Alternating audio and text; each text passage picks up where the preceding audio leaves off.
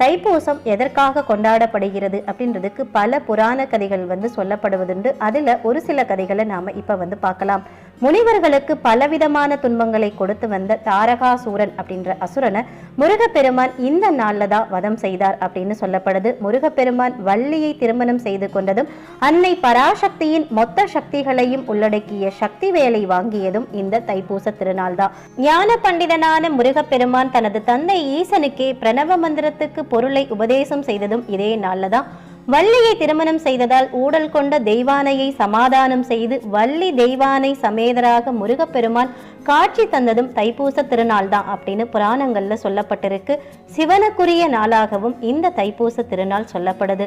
தைப்பூச திருநாள் சிவன் மற்றும் பார்வதி தேவியுடனும் தொடர்புடைய நாளா சொல்லப்பட்டுட்டு வருது.